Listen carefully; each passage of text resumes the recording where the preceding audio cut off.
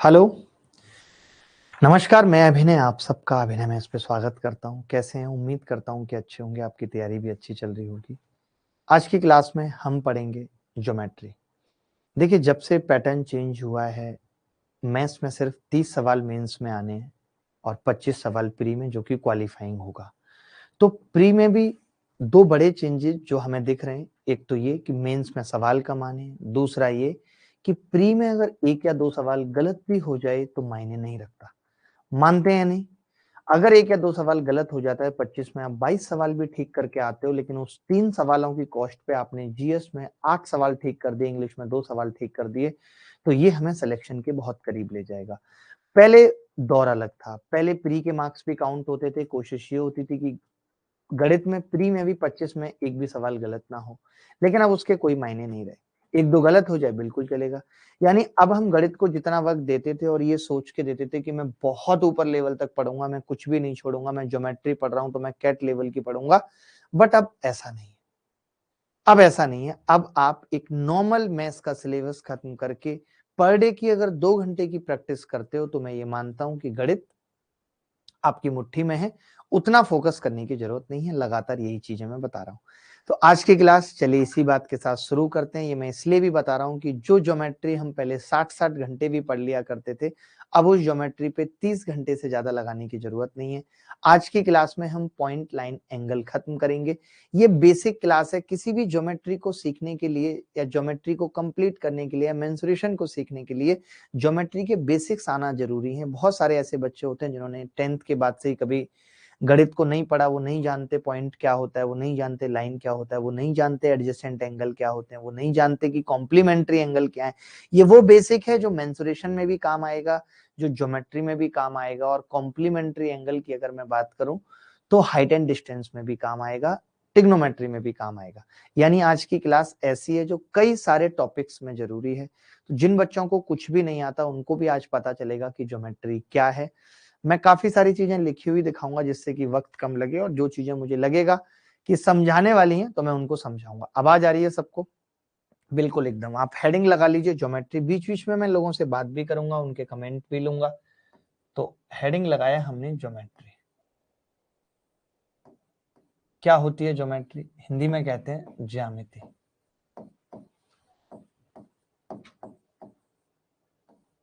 क्या क्या पढ़ते हैं हम ज्योमेट्री के अंदर? ठीक है, ये सबसे पहले जरूरी है जानना। देखिए, ज्योमेट्री क्या है? जहां पे हम स्टडी करते हैं स्पेस के अंदर point, line, angle, triangle, square.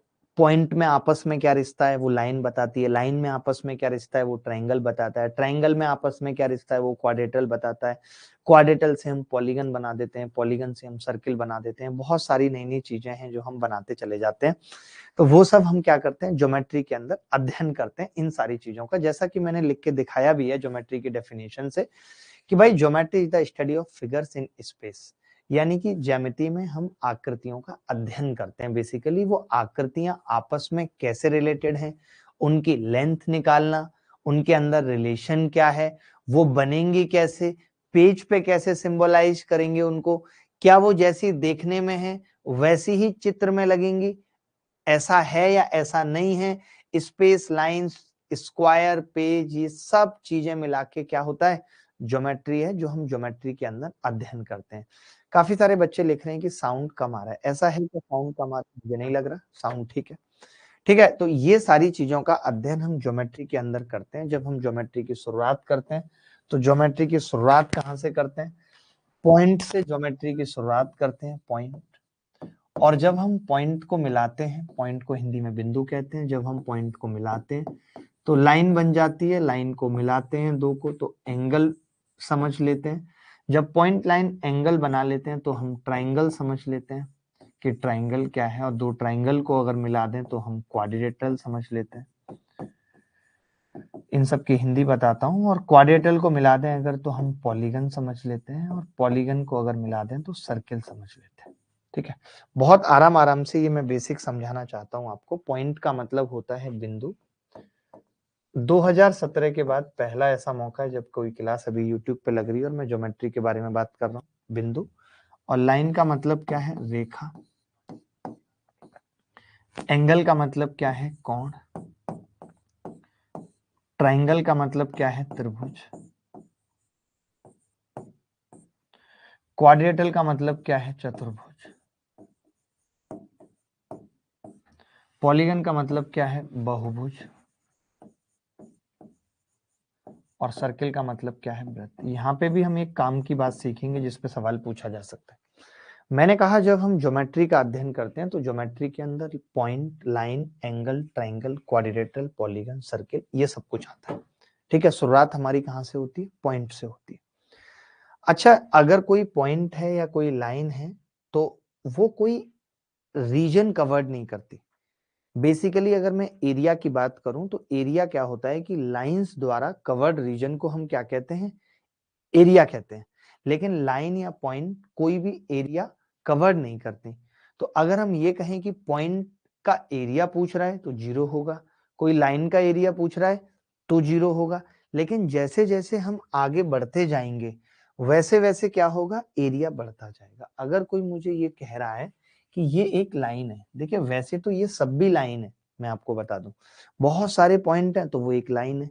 Line, angle, triangle की अगर मैं बात करूं तो एक लाइन को मैंने मोड़ के क्लोज कर दिया तो ट्राइंगल बन गया, 4 पार्ट में मोड़ के क्लोज किया तो क्वाड्रेटल बन गया, 6 में किया तो पॉलीगन बन गया, और इतनी पार्ट में क्लोज किया कि वो सर्किल बन गया। कहने का मतलब क्या है कि अगर कोई मुझे ये कह देता है कि ये 10 सेंटीमीटर लंबी रस्सी है, 10 सेंटीमीटर लंबी रस्सी है, अब पहले तो ये लाइन है, अगर मैं इस लाइन से ट्राइंगल बनाना चाहूं तो एक ट्राइंगल बन जाएगा, लगभग 3 से 1/3, 3 से 1/3 भुजा आ जाएगी।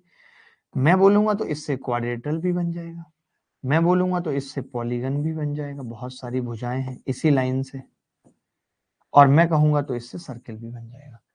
जैसे जैसे हम इसकी भुजाओं को बढ़ाते चले जाएंगे वैसे वैसे एरिया इंक्रीज करेगा। पहले 0 था, एरिया क्या होगा? इंक्रीज करेगा। इस पे पहले भी सवाल पूछा गया है, आगे भी सवाल पूछा जा सकता है। एरिया इंक्रीज करेगा मतलब सर्किल के केस में मैक्सिमम एरिया होगा। सर्किल के केस में क्या होगा? Maximum area. तो अगर मुझे ये सवाल पूछा जाता है या मुझे ये बात कह दी जाती है, अगर मुझे ये बात कह दी जाती है, कोई मुझे ये कह देता है कि अगर पेरीमीटर समान है, अगर कोई ये कह देता है कि पेरीमीटर समान है ट्राइंगल का और सर्किल का, तो एरिया किसका ज्यादा होगा? पेरीमीटर का मतलब होता है ये लंबाई की बात कर रहा हूं। अगर ये लंबाई इसकी और ये लंबाई इस सर्किल की समान है तो एरिया किसका ज्यादा होगा? वृत्त का ज्यादा होगा। ये बात सबको क्लियर है या नहीं? कोई ऐसा बच्चा जिसको ये बात क्लियर ना हो? क्या बताया मैंने? इतनी सी बात कही कि अगर कोई हमें ये कह दे कि 10 सेंटीमीटर लंबी रस्सी है, इस रस्सी से एक बार ट्रायंगल बनाइए, एक बार हेक्सागन बनाइए या पॉलीगन बनाइए, तो एरिया किसका ज्यादा होगा? जिसकी भुजाएं ज्यादा होंगी। जैसे जैसे भुजाएं ज्यादा होती हैं वैसे वैसे एरिया बढ़ता रहता है। इतनी सी बात सबको समझ आई? ऐसा कोई बच्चा जिसको ना समझ में आई हो? देखिए अब दौर ये है कि हमें कम टाइम में कैसे ज्यादा पढ़ाना है, ये हमारे लिए भी एक चैलेंज है, एक मैथ्स के टीचर के लिए भी चैलेंज है कि कम टाइम में वो कैसे ज्यादा पढ़ा पाए जिससे कि बच्चा बाकी के और सब्जेक्ट्स के लिए भी टाइम निकाल पाए। आपने देखा होगा पहले कभी हम यूट्यूब पे ऐसे लिख के चीजें नहीं बताते थे, बट आज बता रहे हैं। क्यों? उसकी वजह है कि हम ये चाहते हैं, हम ये चाहते हैं, चलिए कोई बात नहीं, चलिए थैंक यू।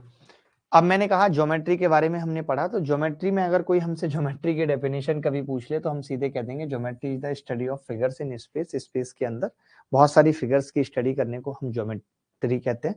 अब बात आती है कि पॉइंट क्या है, पॉइंट के बारे में जानने की बात आती है, तो मैं ये कह देता हूं कि ए सर्किल ऑफ 0 रेडियस, यानी एक ऐसा वृत्त जिसकी रेडियस 0 है, एक ऐसा वृत्त जिसकी रेडियस 0 है, उसे हम पॉइंट कहते हैं। आपने देखा मैंने क्या लिखा हुआ है? मैंने इतनी सी बात लिखी हुई है कि point is a location in space. Space के अंदर एक लोकेशन है जिसको हम पॉइंट कहते हैं। इट इंडिकेट्स पोजीशन, ये पोजीशन बताती है कि है कहां। जैसे आप देखते होगे ऊपर स्पेस से इंडिया की ऐसे छोटी सी दिख रही है, तो वो जो पॉइंट दिख रहा है वो क्या है? इंडिया की लोकेशन बता रहा है कि वहां पे इंडिया है। No space, it occupies no space, point को ऑक्यूपाई होने के लिए किसी स्पेस की जरूरत नहीं है। पॉइंट बहुत छोटा सा है, ये कोई स्पेस नहीं लेता है। यहाँ आसपास कितने पॉइंट होंगे हमें आपको नहीं पता, आपके रूम में, मेरे रूम में, ठीक है। And it has no dimension, इसकी अपनी कोई डायमेंशन भी नहीं होती कि मैं ये कह दूं, मैंने कहा ना जीरो रेडियस है। आपसे मैं पूछूं पॉइंट की लंबाई क्या है तो नहीं होती, पॉइंट की चौड़ाई क्या है तो नहीं होती, पॉइंट की कोई डेप्थ क्या है तो नहीं होती, कुछ भी नहीं होता पॉइंट का। यानी हमने ये कहा हुआ है कि एक बिंदु स्पेस में एक स्थान है, स्थिति को दर्शाता है, इसका अपना कोई स्थान नहीं है, इसका अपना कोई आयाम नहीं है, ठीक है। अगर आप ये लिखना चाहते हो तो लिख सकते हो, बाकी इसकी पीडीएफ जो मैं लिख रहा हूँ वो आपको मिलेगी रेगुलर, ठीक है। तो मैंने यही कहा कि एक बिंदु स्पेस में एक स्थान है, स्थिति को दर्शाता है, इसका अपना कोई स्थान नहीं है। जैसे कि ये पॉइंट ए है तो ये इसका सिंबल है। पॉइंट का सिंबल क्या होता है ये मैंने लगा दिया, this is called point, A point. तो मैंने क्या कहा कि पॉइंट बेसिकली क्या है, एक लोकेशन है जिसकी कोई लंबाई चौड़ाई नहीं है, ये सिर्फ पोजीशन को बताता है। पॉइंट के बारे में पता चला, एक ऐसा वृत्त जिसकी रेडियस 0 है उसको हम पॉइंट कहते हैं। ऐसा कोई बच्चा जिसको पॉइंट के बारे में डाउट है तो वो बात कर सकता है, मुझे बता सकता है। कोई डाउट है? आगे बढ़ते हैं। देखो इसके बाद हमने कहा कि लाइन की बात कर लेते हैं, क्योंकि जैसे ही पॉइंट खत्म हुआ, पॉइंट उतना ही था, सोचो खत्म हो गया पॉइंट, पॉइंट उतना ही था। अब बात आती है लाइन की कि लाइन क्या है, तो मैंने लिखा हुआ है line is a set of continuous point infinitely extended in opposite direction, it has infinite length but no depth और नो विड्थ। यानी बहुत सारे पॉइंट हैं, बहुत सारे पॉइंट हैं, ये बहुत सारे पॉइंट हैं। मैंने क्या कहा कि अगर मैं इन सारे पॉइंट्स को मिलाता चला जाऊं और इनफाइनाइटली आगे की तरफ, इनफाइनाइटली पीछे की तरफ, मतलब कोई पता ही नहीं है कि मैं कहां तक मिला रहा हूं, तो ये सब चीजें क्या बन जाएंगी, एक लाइन। लिखा हुआ है line is a set of continuous point, लगातार पॉइंट्स के सेट को हम क्या कहते हैं, लाइन कहते हैं, जिसको हम आगे की तरफ भी एक्सटेंड कर सकते हैं, पीछे की तरफ भी एक्सटेंड कर सकते हैं। इनकी इसकी लेंथ की अगर मैं बात करूं तो इसकी लेंथ इनफाइनाइट है। अब आप कहेंगे कि इसकी ब्रेथ, तो ब्रेथ कुछ भी नहीं होती लाइन की, लेंथ है वो भी बेचारी इनफाइनाइट है, जबकि नो डेप्थ और नो विड्थ, ना चौड़ाई होती है लाइन की, ना कोई गहराई होती है, दोनों में से कुछ भी नहीं होता। लेकिन हमने इतना जरूर कहा कि लेंथ इनफाइनाइट है। आज की पूरी क्लास में आप कभी इस बेसिक को नहीं भूलेंगे, ज्योमेट्री क्या है, पॉइंट क्या, लाइन क्या, एंगल क्या, इनमें आपस में रिश्ता क्या, मैं सब कुछ एकदम क्लियर करूंगा, ठीक है। अच्छा आप ये भी लिख सकते हैं कि join of points, join of points, अगर बेसिक और सिंपल सी डेफिनेशन याद रखना चाहें तो बिंदुओं के मिलान को लाइन कहते हैं, बिंदुओं के मिलान को लाइन कहते हैं, बिंदुओं के मिलान को रेखा कहते हैं।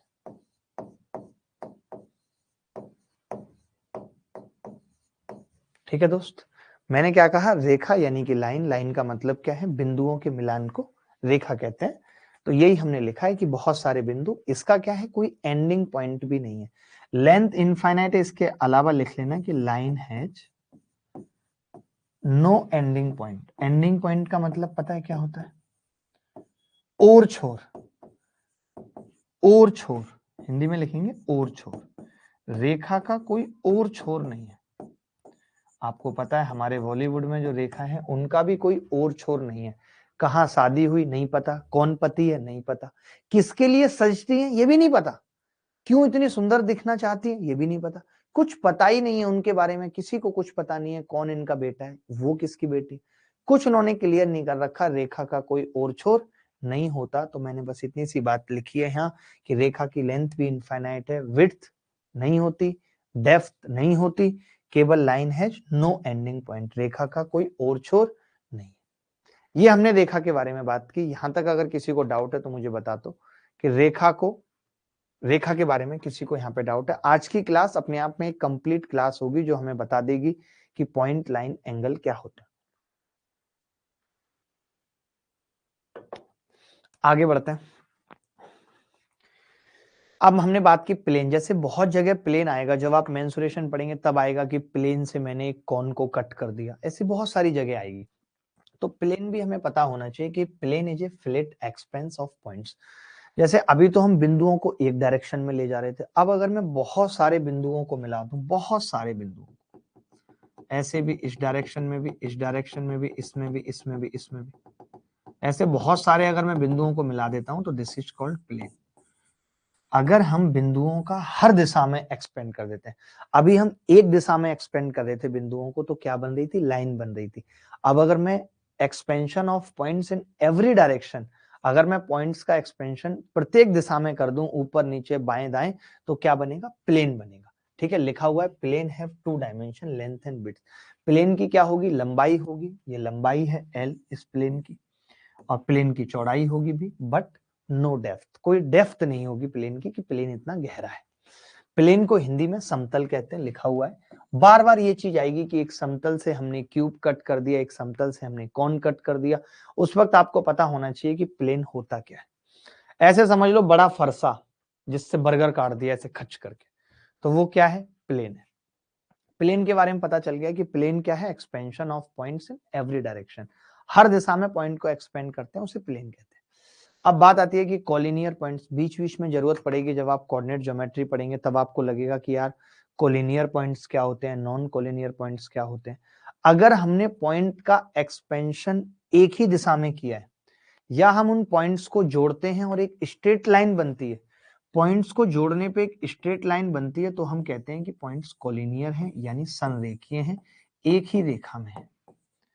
लेकिन अगर हम पॉइंट्स को जोड़ते हैं आपस में और अगर प्लेन बनता है, देख रहे हैं आप, मैंने पॉइंट्स को आपस में जोड़ा तो क्या बन गया, प्लेन बन गया, तो ऐसे बिंदुओं को हम क्या कहते हैं, नॉन कोलिनियर, असंरेखीय पॉइंट, असंरेखीय पॉइंट। क्लियर है बात। मैंने क्या कहा, अगर हम पॉइंट बहुत सारे हैं, हमने उनका एक्सपेंडेशन या एक्सपेंड करके एक सीधी रेखा बनाई हुई है तो वो कोलिनियर है, और अगर एक प्लेन बनता है उनको मिलाने पे तो हम कहेंगे कि वो असंरेखीय हैं, कोलिनियर नहीं है। ठीक है, आगे बढ़ते हैं। क्लियर है सबको, आगे बढ़ते हैं। रे क्या होती है, जैसे किरण की भी जरूरत पड़ जाएगी। किरण आप सब जानते हैं, जिनको आमिर खान साहब ने पहले कहा कि हम उनकी जिंदगी के हिस्सा नहीं है, बाद में मूवी चलाने के लिए उनको उनके साथ यज्ञ वगैरह करना पड़ा, तो लोगों को कंफ्यूज करने के लिए, अपनी मूवी को चलाने के लिए ही उन्होंने किरण के साथ ये सब किया। हम सबको दुख है इस बात का कि किरण के साथ ऐसा नहीं होना चाहिए था। रे मतलब किरण, ये रे बिगिंस एट ए पॉइंट, एक बिंदु से शुरू होगी और आगे कहां तक जाएगी नहीं पता है, इसको हम क्या कहते हैं, किरण। एक तरीके से ये भी रेखा का ही प्रकार है और कुछ नहीं। ठीक है, इसका क्या है, वन एंडिंग पॉइंट फिक्स है, एक पॉइंट फिक्स है, ये वाला एक एंडिंग पॉइंट क्या है, फिक्स है। इसको भी एंडिंग पॉइंट कहते हैं, इसको भी एंडिंग पॉइंट कहते हैं, ये क्या है, फिक्स है। तो एक एंडिंग पॉइंट फिक्स है और बाकी रेखा आगे की तरफ बढ़ती चली जा रही है, तो इसको हम क्या कहते हैं, रे। इसको दिखाएंगे कैसे, जैसे कि ये GH है तो GH पे ऊपर तीर लगा के दिखा देंगे कि ये रेखा है। ठीक है, चलिए रे पता चल गई आपको। अपोजिट रे क्या होती है, जहां पे दोनों तरफ हम कितना भी बढ़ा सकते हैं, इधर भी बढ़ा रहे हैं, इधर भी बढ़ाते हैं। ठीक है, दोनों तरफ बढ़ा रहे हैं। The end point is the first letter naming a ray, यानी जे और के पे है, तो ये इस तरीके से बन जाएगा। ठीक है, बहुत बेसिक सी बात थी, इसके बारे में बहुत ज्यादा जानने की जरूरत नहीं है, जहां बहुत ज्यादा जानने की जरूरत होगी मैं खुद बताऊंगा।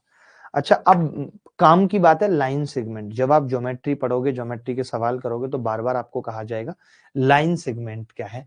लाइन सेगमेंट से ही पता चल रहा है रेखा खंड, यानी रेखा का खंड। कोई भी एक बड़ी रेखा थी, ना इसका ये छोर पता था, ना ये, मैंने ना इसकी लेंथ पता थी, मैंने यहाँ पे मार्क किया ए और यहाँ पे मार्क किया बी, और ए बी को मैंने अलग से उठा लिया, तो ये जो ए बी है ना, ये लाइन सेगमेंट है, रेखा खंड है। ए बी क्या है, लाइन सेगमेंट है, रेखाखंड। लाइन सेगमेंट, रेखाखंड।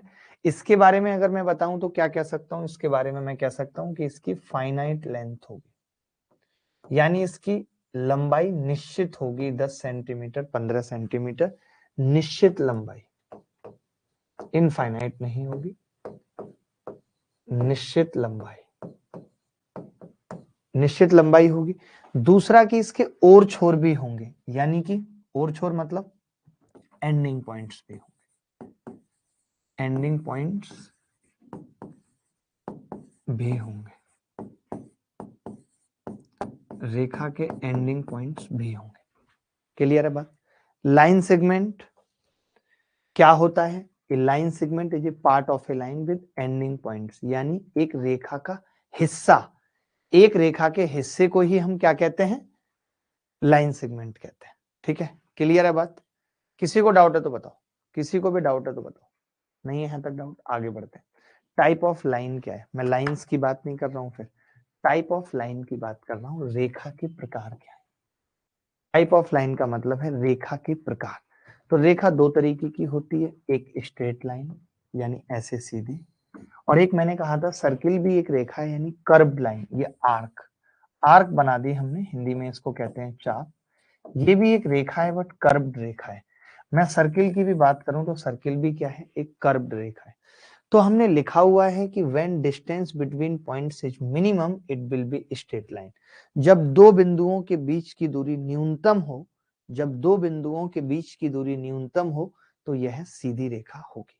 ठीक है, स्ट्रेट लाइन कब कहलाएगी? जैसे एक रेखा है और कहीं भी उसके किन्हीं भी दो बिंदुओं के बीच की दूरी ले लो आप, ये शॉर्टेस्ट होनी चाहिए। Distance between any two points is shortest then line will be straight line. अगर रेखा पर किन्हीं भी दो बिंदुओं के बीच की दूरी न्यूनतम होगी तो रेखा सीधी रेखा कहलाएगी। क्लियर है बात? तो रेखा क्या कहलाएगी? सीधी रेखा कहलाएगी। अन्यथा रेखा कैसी होगी? कर्व लाइन होगी।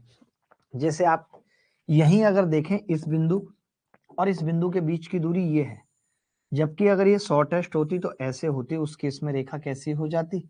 स्ट्रेट लाइन हो जाती। बट अभी नहीं है स्ट्रेट लाइन। क्लियर है या नहीं बात? एक बच्चा कह रहा आवाज कम आ रही है, आवाज कम आ रही है। आवाज तो ठीक आ रही है भाई, इतनी भी कम नहीं है। ठीक है, चलो आगे बढ़ते हैं।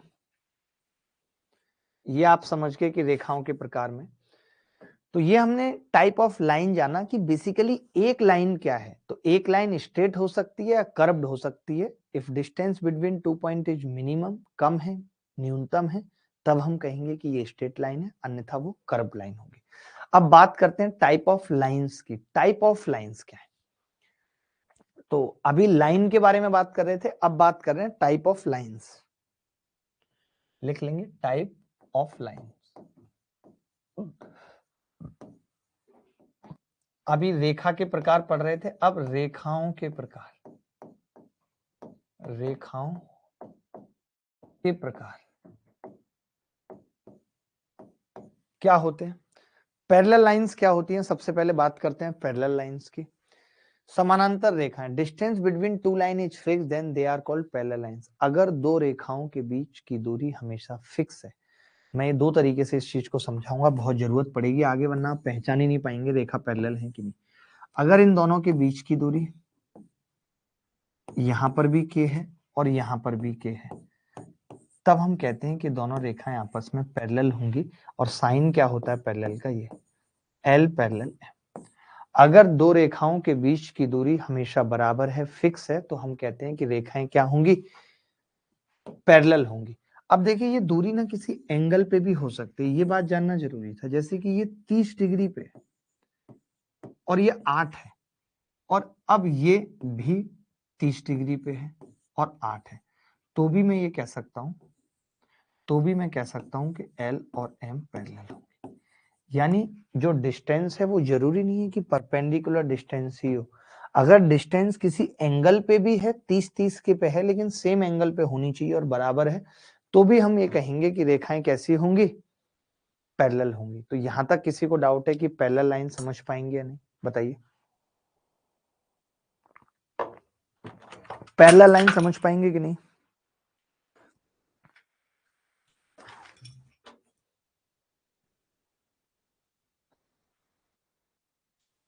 देखिए, काफी सारे बच्चे कमेंट कर रहे हैं कि ये कौन सी क्लास है, ये क्लासेस ऐप पे चलेंगी, कोई दिक्कत है उनको। तो मैं यहाँ पे 2 नंबर लिख रहा हूँ, आप इस नंबर पे कॉल मैसेज जो आपको ठीक लगता है, कल दिन में, आज रात में करेंगे तो मैसेज कर दीजिए। अगर कॉल करना चाहते हैं, अगर आपको इस बैच में पढ़ना है और आपके पास फीस भी उतनी नहीं है, तो आप इन नंबर से मदद एक्सपेक्ट कर सकते हैं, मदद मांग सकते हैं।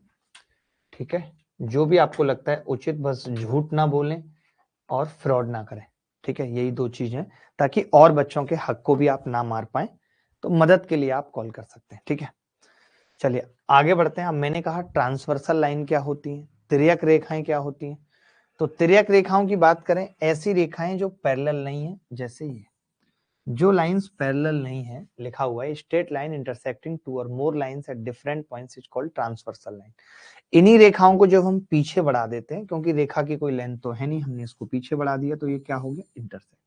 अगर 2 रेखाएं कहीं ना कहीं काटेंगी आगे जाके, 2 रेखाएं अगर कहीं ना कहीं आगे जाके काटेंगी, तो हम उन्हें कहते हैं कि वो तिर्यक रेखाएं होंगी। इन्हीं रेखाओं को हम इंटरसेक्टिंग लाइंस कह देते हैं, प्रतिच्छेदी रेखाएं, इंटरसेक्टिंग लाइंस यानी प्रतिच्छेदी रेखाएं। भी सवाल भी आएंगे, आपको बहुत मजा आएगा। प्रतिच्छेदी रेखाएं, इंटरसेक्टिंग लाइंस, ठीक है, क्या है इंटरसेक्टिंग लाइंस। हम ऐसे बना दें तो हम इन्हें ट्रांसवर्सल बोल देते हैं, काटेंगे ये भी, इसी को पीछे खींच दें तो वो इंटरसेक्टिंग लाइन हो जाती है। यानी ऐसी रेखाएं जिनके बीच की दूरी हमेशा बराबर नहीं है, या ऐसी रेखाएं जो पैरेलल नहीं है, उन्हें हम क्या कहते हैं, ट्रांसवर्सल रेखाएं कहते हैं, तिर्यक रेखाएं कहते हैं। क्या कहते हैं, तिर्यक रेखाएं कहते हैं। हमारे साथ हार्ट ब्रेक 1.6 मिलियन भी जुड़े हुए हैं, बहुत बहुत स्वागत है हार्ट ब्रेक आपका।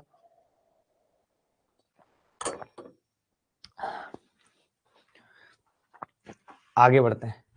कॉन करंट लाइंस, संगामी रेखाएं, कॉन करंट लाइंस संगामी रेखाएं, कॉन करंट रेखाएं संगामी रेखाएं क्या होती हैं। देखिए 2 रेखाएं एक ही बिंदु से गुजर रही थी, बहुत ध्यान से समझना, 2 रेखाएं एक ही बिंदु से गुजर रही थी, क्या थी, अभी इंटरसेक्टिंग लाइन थी। एक तीसरी रेखा, कई बार होता है ना कि 2 लोग क्या है, रिलेशनशिप में है, प्यार मोहब्बत में, और तीसरा आदमी यहाँ के बीच में ये सब नौटंकी कर देता है, वो भी यहीं से गुजरना चाहता है, तब ये क्या कहलाती हैं, संगामी रेखाएं, कॉन करंट लाइंस। तब ये क्या कहलाती हैं, कॉन करंट लाइंस कहलाती हैं। तो 3 ऐसे ही लिख सकते हैं, 2 से अधिक रेखाएं, या तो ये लिख लीजिए, या 3 से अधिक रेखाएं अगर एक ही बिंदु से गुजरती हैं, तो हम उसे क्या कहते हैं, कॉन करंट लाइंस कहते हैं। More than 2 lines passing through a single point is called concurrent lines. इसकी जरूरत कोऑर्डिनेट ज्योमेट्री में भी पड़ेगी।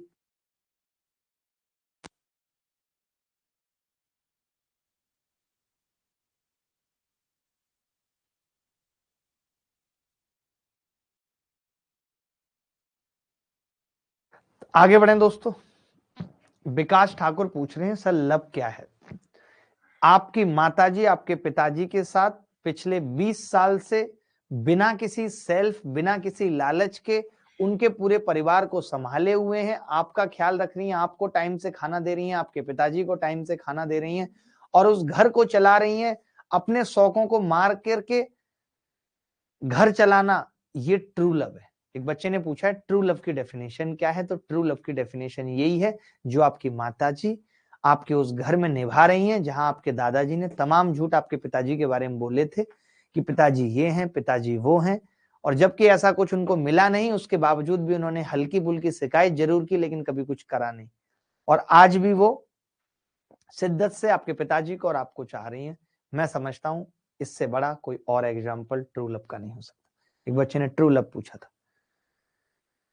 सब सही चल रहा है, सब सही चल रहा है, किसी को कोई डाउट है तो मुझे बताओ, एनीबॉडी एल्स। चलिए बहुत बहुत अच्छा लग रहा है आपसे बात करके। आकाश गुप्ता हमारे साथ हैं, गुड बॉय हमारे साथ हैं, बचना ये हसीनो है, नीलेश बामबानी जी हैं, ओके गुड बॉय हैं, निखिल यादव हैं, विशाल। ट्रू मोटिवेशन, सर मेरा नाम ले दो, मैं आपकी वीडियो डालता हूं। ये कौन है भाई वीडियो डालता है, इसने भी कर लिए होंगे 8-10 हजार सब्सक्राइबर, सबके 8-10 हजार सब्सक्राइबर हो रखे हैं भाई। 24 लाख सब्सक्राइबर है इसके। ये कौन है भाई ट्रू मोटिवेशन, ये दूसरों की क्लिप डाल डाल के 24 लाख कर लिया, यहाँ हमें गणित पढ़ाते पढ़ाते इतने साल हो गई, मतलब मजाक है कोई, ये क्या बीमारी है भाई। यूट्यूब भी कुछ नहीं देखता, जो मेहनत कर रहे हैं लोग उनका कुछ नहीं देखता, फिर छोड़िए। अब तो एक और चीज डाल दीजिए कि कोई भी अगर हमारे नाम पे चैनल पे कुछ भी डाल रहा है तो किसी भी टीचर को, हम तो कभी स्ट्राइक नहीं भेजेंगे, बट किसी भी टीचर को पूरा हक है कि उन चैनल्स पे स्ट्राइक भेजे अगर उनको लगता है कि कहीं खराब चीज किसी ने किसी के बारे में डाली हुई है। हमारी कोई जिम्मेदारी नहीं है किसी भी चैनल की। हमारे जो चैनल है मैं उनके नाम बता देता हूँ। अभिनय मैथ्स मेन हमारा चैनल है। उसके अलावा हमारा चैनल एसएससी अभिनय मैथ्स है जिसपे आप अभी पढ़ रहे हैं। इसके अलावा ऑल एग्जाम है हमारा। लर्निंग हब हमारा चैनल है। इसके अलावा हमारा कोई और चैनल, हाँ, अभिनय मैथ्स टॉक्स एक हमारा चैनल है जिसके ऊपर 42-43 हजार सब्सक्राइबर हैं। इनके अलावा अगर कोई डालता है किसी भी वीडियो पे तो वो उसकी जिम्मेदारी है। रविंदर कह रहा है मेरे भी 50 के सब्सक्राइबर हैं, कॉन्ग्रेचुलेशन भाई। अब देखिए कोइंसिडेंट लाइन क्या होती है? समपाती रेखाएं अगर एक के ऊपर एक रेखा चढ़ जाए, एक के ऊपर एक रेखा चढ़ जाए, एक ये रेखा थी, इसके ऊपर एक और रेखा आ गई, तो हम इनको क्या कहते हैं? Coincident line. यानी दो रेखाएं एक दूसरे के ऊपर आके रख गई, दो रेखाएं एक दूसरे के ऊपर आके रख गई, तो हम उन्हें क्या कहते हैं? कॉनकरेंट लाइन कहते हैं। इनके बीच की दूरी 0 होती है। यानी पैरेलल लाइंस के बीच की दूरी जब 0 हो जाए, पैरेलल लाइंस इतनी करीब आ जाए, पैरेलल लाइंस के बीच की दूरी, पैरेलल लाइंस के बीच की दूरी जब 0 हो जाए, जब 0 हो जाए, तब हम उन्हें क्या कहते हैं? तब वो कोइंसिडेंट लाइन कहलाएंगे। तब वो को इंसिडेंट लाइन कहलाएंगे, कोइंसिडेंट लाइंस होंगे। ठीक है, इतनी सी बात है। जब दो रेखाओं के बीच की दूरी 0 हो जाए तब हम उन्हें क्या कहते हैं? कि वो कोइंसिडेंट लाइंस होंगी। ठीक है, क्या होंगी? कोइंसिडेंट लाइंस होंगी, कोइंसिडेंट्स लाइन होंगी, कोइंसिडेंट्स लाइन होंगी। ठीक है, संपाती रेखाएं। आगे बढ़ते हैं। अब बात आती है एंगल की। अभी तक हम पढ़ रहे थे लाइंस, टाइप ऑफ लाइंस हमने सीखी क्या होती हैं, अब पढ़ रहे हैं एंगल। तो मैं ये कहूंगा कि slope between two lines is called angle. Slope between two lines is called angle. Hindi में अगर लिखना चाहूं तो ये कह सकता हूं कि दो रेखाओं के बीच झुकाव को कोण कहते हैं। दो रेखाओं के बीच झुकाव को कोण कहते हैं। दो रेखाओं के बीच झुकाव को कोण कहते हैं। ये बात लिख सकते हैं। जैसे ये दो रेखाएं थी, ये कितना एक दूसरे पे झुकी हुई हैं, ए थीटा इज कॉल्ड एंगल। इसे हम एंगल कहते हैं। हमने लिखा हुआ है when two straight line meet at a point then they have slope between each other, the slope is called angle। जब दो सीधी रेखाएं एक दूसरे से मिलती हैं तो उनके बीच में स्लोप क्या है? तो उनके बीच में स्लोप क्या है? उसे हम कहते हैं झुकाव कहते हैं।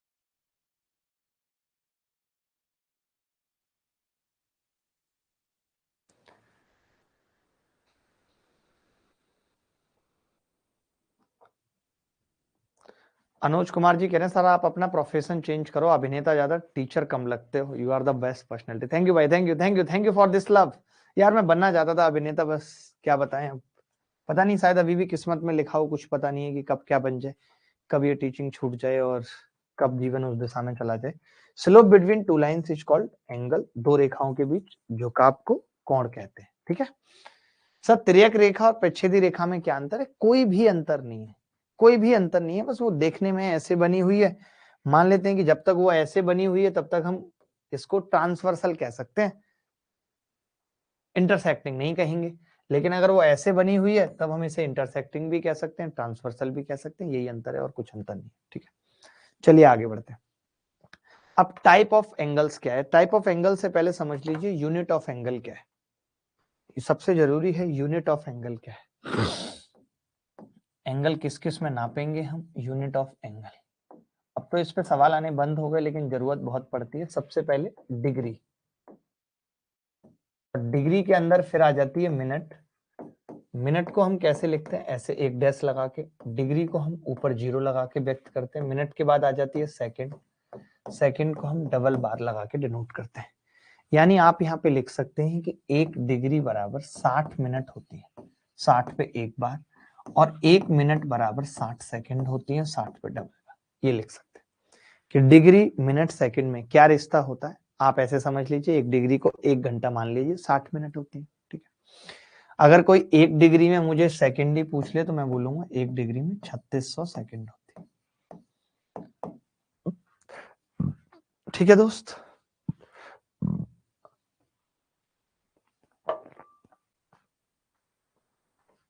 Unit of angle, unit of angle. इसके बाद ये मात्रक है, कोण के मात्रक है, ठीक है।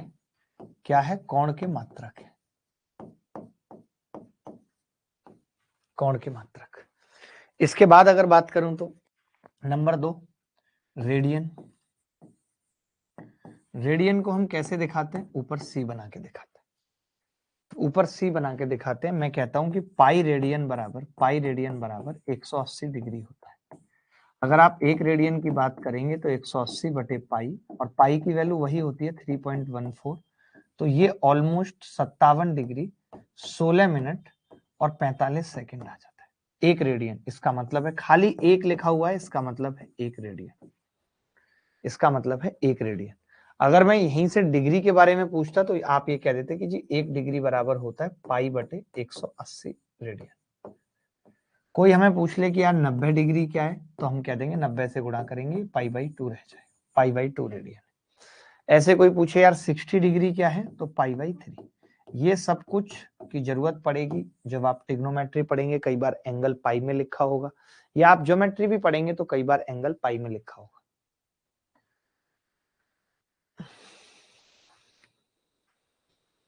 चलिए भाई, शुभम पंडित जी बहुत शायरी लिखते हैं, कह रहे हैं अब ना खुल पाएगा ये बंद दरवाजा दिल का, तूने आसान समझ रखा था आना जाना। मैं इतना जानता हूं और बहुत अच्छी तरीके से जानता हूं कि सच में आना जाना आसान है। लड़कों के दिल के दरवाजे कभी बंद होते ही नहीं है, वो हमेशा खुले रहते हैं, कोई आए कोई जाए। फिर जब किसी दिन चोरी हो जाती है दिल की, तो फिर पछताते हैं बाद में कि ताला डाल के रखना था, इतना आसान नहीं करना था किसी का आना जाना।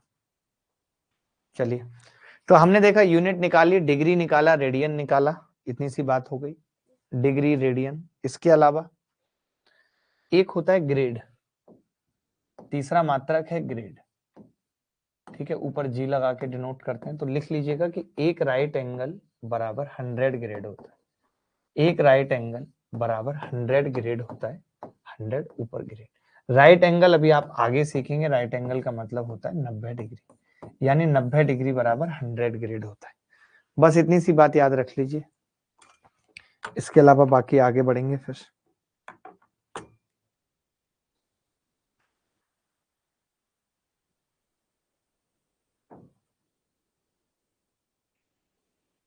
कोई डाउट अगर किसी को याद है तो बताइए। आगरा से चंद्रमोहन जी राम राम कर रहे हैं। चंद्रमोहन आपका बहुत बहुत स्वागत है। ये कैसा लड़का है यार, चंद्रमोहन कैसा लड़का है, मेरी समझ में नहीं आ रही। मुझे लड़का ठीक नहीं लग रहा चंद्रमोहन। अंजनी उपाध्याय भी है हमारे साथ। अरे नहीं शुभम भाई, ऐसी कोई बात नहीं है। चलिए आगे बढ़ते हैं, हम टाइप ऑफ एंगल की बात करते हैं, एंगल्स नहीं, टाइप ऑफ एंगल, ठीक है। करेक्ट कर देता हूं, टाइप ऑफ एंगल की बात करते हैं, क्या होता है, ठीक है। तो सबसे पहले होता है शून्य कोण, सबसे पहले जीरो एंगल शून्य कोण। अच्छा, शून्य कोण कहाँ एग्जिट करता है? कोई पूछे शून्य कोण कब बनता है? जब दो रेखाएं एक दूसरे के ऊपर संपाती हो जाए, यानी कि कोइंसिडेंट लाइन, पहले एक लाइन थी और उसके बाद दूसरी लाइन भी इसके ऊपर आ गई, या मैं ये कह सकता हूं दो पैरेलल लाइन एक दूसरे के ऊपर आ जाए या उनके बीच की दूरी 0 हो जाए, तब कैसा एंगल बनेगा? इनके बीच का एंगल 0 डिग्री होगा। यानी angle between two coincident line, angle between two coincident line क्या होता है? Angle between two coincident line is called zero angle, 0 degree होता है, ठीक है। इसके बाद मैंने कहा एक्यूट एंगल क्या है? तो दो रेखाएं अगर एक दूसरे से 90 से कम डिग्री पे झुकी हुई तो ये एक्यूट एंगल है। मान लेते हैं कि थीटा बराबर 40 डिग्री। तब एंगल 0 से लेकर के 90 के बीच में होता है तो हम कहते हैं उसे एक्यूट एंगल है। राइट एंगल की बात करें, अगर दो रेखाएं परपेंडिकुलर हैं, एक रेखा ये है, एक रेखा ये है, इसके बीच का कोण 90 डिग्री, जब ये परपेंडिकुलर है, एक दूसरे पे लंबवत हैं, तो हम इसे क्या कहते हैं? राइट एंगल है, ठीक है। आगे बढ़ते हैं। जिन बच्चों का पेपर लेट से है, जो अगले साल देने चाहते हैं, उन्हें नोट्स पे बहुत ज्यादा फोकस करना चाहिए, क्योंकि बार बार सिलेबस खत्म करने का मतलब नहीं है। एक बार सिलेबस खत्म हो जाए उसके बाद हम रिवीजन कर सकते हैं, रिवाइज कर सकते हैं, ठीक है। चलिए, इसके बाद हमने बात की ऑब्ट्यूज एंगल क्या होता है, अधिक कोण। जब थीटा 90 डिग्री से बड़ा हो और 180 से छोटा हो तो हम कहते हैं कि ये लाइक 130 डिग्री है, तब क्या कहलाएगा, अधिक कोण कहलाएगा, ऑब्ट्यूज एंगल कहलाएगा, ठीक है। मनु कुमार हमारे साथ हैं, निशांत तोमर जी हैं, गुलशन कुमार हैं। गुलशन कह रहे हैं सर मुझे मैच खेलना है आपके साथ, आपके फार्म हाउस पे आफ्टर सिलेक्शन। देखिए, बिल्कुल आपको मौका मिलेगा, जब आप सेलेक्ट होके आएंगे तो हम आपको बुरी तरीके से हरा के भेजेंगे, ताकि आप थोड़ा होश में रहें, ज्यादा हीरो ना बने। अभिनय सर मैजिकल क्लिप्स कह रहे हैं सर 350 सब्सक्राइबर चाहिए, खर्चा निकल जाएगा मेरा। यार देखो, आप अच्छा कंटेंट डालोगे तो अपने आप सब्सक्राइबर बढ़ेंगे यार। अब देखो, मैं इसमें कैसे कह सकता हूँ, आप अच्छा कंटेंट डालो, हमने तो फ्री छोड़ा हुआ है सबको। जो भी बच्चा डालता है, कोई सा भी कंटेंट डाल रहा है, तो आपके एक वीडियो पे तो मतलब सही है। आप सब्सक्राइब करने के लिए लोगों को बोलो अच्छा कंटेंट डालो, हम इसमें क्या कह सकते हैं बताइए। ऐसे हम पे प्रेशर मत बनाओ, हमने सबको छूट दे रखी है, कोई भी चैनल बनाए, कुछ भी बनाए, जिसको भी लगता है, हमारे हाथ में नहीं है चीजें, ठीक है। हमने कहा स्ट्रेट एंगल क्या है, तो स्ट्रेट एंगल थीटा 180 डिग्री है। अगर कोई भी लाइन स्ट्रेट लाइन है तो इसके बीच में जो एंगल बनता है वो 180 डिग्री है। इसको हम क्या कहते हैं, स्ट्रेट लाइन, स्ट्रेट एंगल, ठीक है। रिफ्लेक्स एंगल क्या है, परिवर्ती कोण, ये जानना बहुत जरूरी है। जब एंगल 180 से भी बड़ा हो जाए तब हम उसे परिवर्ती कोण कहते हैं। देखिए, जब तक ये बात ना कही जाए, ये बात ध्यान में रखना, जब तक ये ना कहा जाए कि आपको रिफ्लेक्स एंगल निकालना है, तब तक आप किसी भी एंगल का मान 180 से बड़ा नहीं बता सकते, ये बात ध्यान रखना। जब तक ये ना कहा जाए कि किसी एंगल का मान रिफ्लेक्स है, तब तक आप उसका उत्तर 180 से ऊपर नहीं बता सकते, इस बात को दिमाग में रखना। अगर 180 से ऊपर आ रहा है तो सवाल में स्पेशली बोला जाएगा कि हमें रिफ्लेक्स एंगल चाहिए, ठीक है भाई। चलो, नहीं पाई की वैल्यू तो भाई वही होती है एक। सर्कुलर एंगल, सर्कुलर एंगल वृत्तीय कोण, थीटा बराबर 360 डिग्री। अगर थीटा 360 डिग्री है, लाइक ये सर्किल बना हुआ है, एक बिंदु के चारों ओर का एंगल जो होता है वो 360 डिग्री होता है, 360 डिग्री होता है, ठीक है।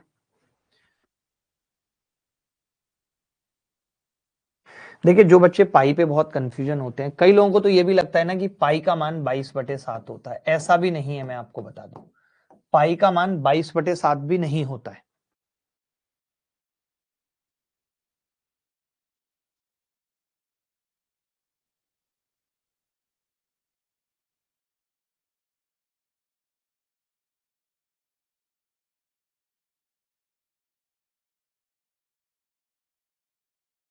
देखिए, मैं एक चीज यहाँ पे बताना चाहता हूँ कि जिन लोगों को लगता है कि पाई का मान 22/7 होता है, तो नहीं होता है पाई की ये। फिर आप कहोगे अच्छा हमने तो यही पढ़ा था, पाई का मान फिर क्या होता है, तो मैं बता देता हूँ। पाई का मान होगा, पाई बराबर होता है 3.4159, देख पा रहे हैं, 3.14159265359, ऐसे करके पाई का मान चलता है। फिर ये क्या है, ये पाई का अप्रोक्सीमेट वैल्यू है, ये पाई की अप्रोक्सीमेट वैल्यू है, लगभग में वैल्यू है ये। जब आप 22 को 7 से भाग करोगे, एक बात ध्यान से सुन लेना, जब आप 22 को 7 से भाग करोगे तो ये इसके बराबर आएगा लगभग, लेकिन एग्जैक्ट नहीं आएगा। देखो, मैं 22 को भाग करके दिखाता हूं, 7 से 7 दिया 21, कितना बचेगा, एक 7 एकम 7, 3 बचेगा, 7 चौक 28, 2 बचेगा, फिर भाग करेंगे 7 दूनी 14, 6 बचेगा, फिर भाग करेंगे 7 अट्ठे 1428 आ रहा है, जबकि यहाँ पे क्या आ रहा था 413 पॉइंट, ये मैंने उल्टा लिख दिया, 3.14। तो आपने देखा कि यहां तक तो मैच किया, उसके बाद मैच नहीं किया। पाई की वैल्यू में कोई भी डिजिट कहीं भी रिपीट नहीं होता, ये बात याद रखना। पाई की वैल्यू में कोई भी डिजिट कहीं भी रिपीट नहीं होता। आप लिखते चले जाओ।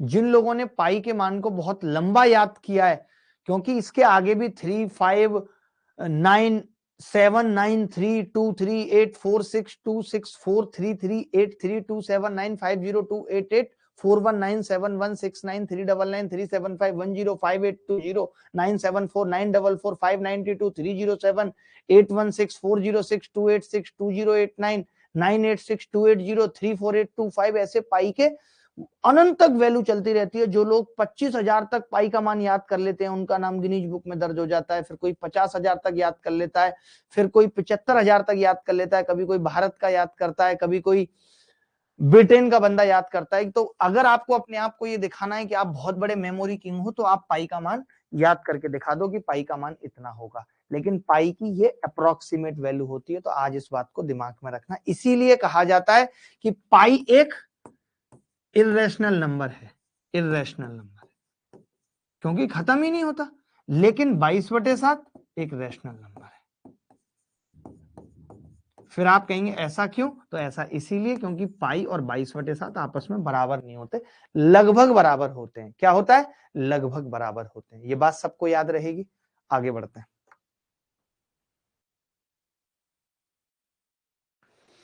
आगे बढ़ते हैं। अब बात आती है कॉम्प्लीमेंट्री एंगल क्या है। सबसे कमाल की बात, जो सबसे जरूरी है, वो क्या है? Complementary angle. कॉम्प्लीमेंट्री एंगल का मतलब क्या है? कोटि पूरक कोण। कॉम्प्लीमेंट्री एंगल का मतलब क्या है? कोटि पूरक कोण। If sum of two angles is right angle triangle, अगर दो कोणों का जोड़ राइट एंगल है, alpha plus beta, alpha plus beta अगर 90 डिग्री है, अल्फा प्लस बीटा अगर 90 डिग्री है,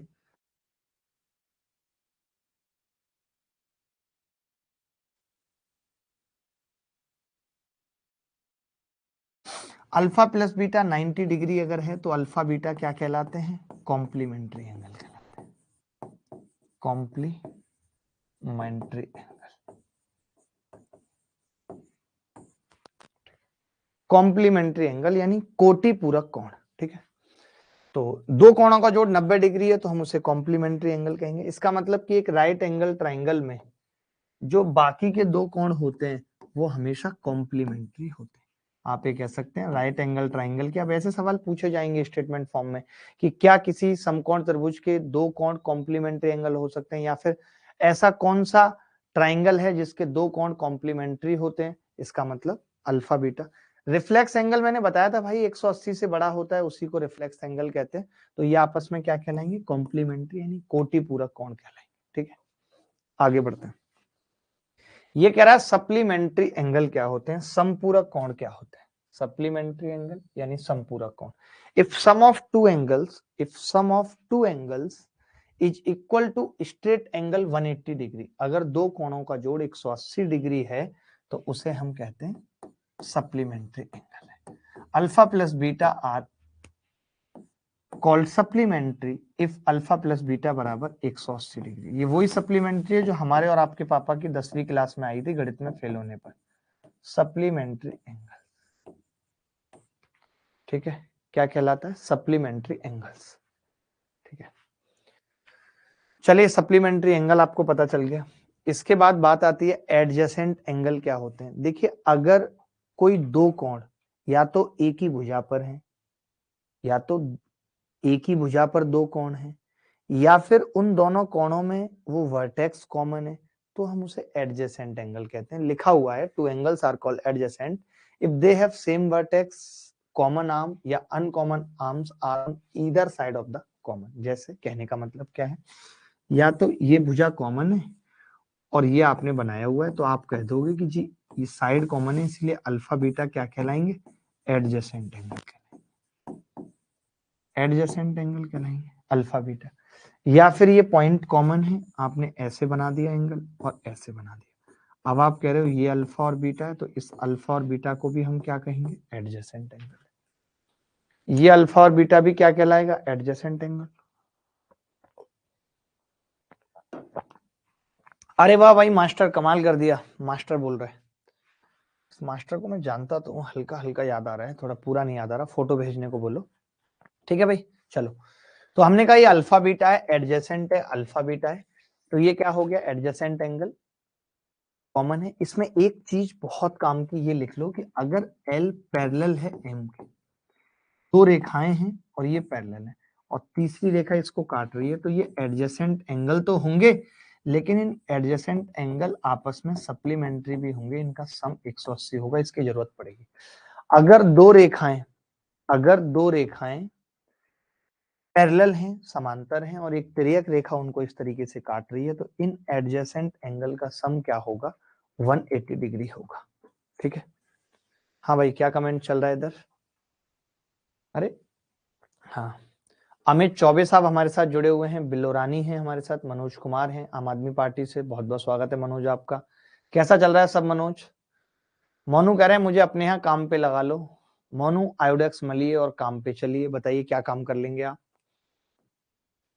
लीनियर पेयर ऑफ एंगल्स क्या होते हैं, यानी रेखीय युग्म कोण क्या होते हैं? तो देखिए, जब एक ही रेखा पर बहुत सारे कोण बने, जैसे ये एक रेखा थी, तो ये मान लेते हैं अल्फा है और ये बीटा है, तो एक ही रेखा पर कोणों का जोड़ जो होता है वो 180 अंश होता है, और इनको हम कहते हैं कि रेखीय युग्म कोण है। एक रेखा पे कोण बन रहे हैं और ऐसा नहीं है कि ये दो ही बनेंगे, ये 3 4 भी बन सकते हैं, ये अल्फा बीटा और गामा भी हो सकता है।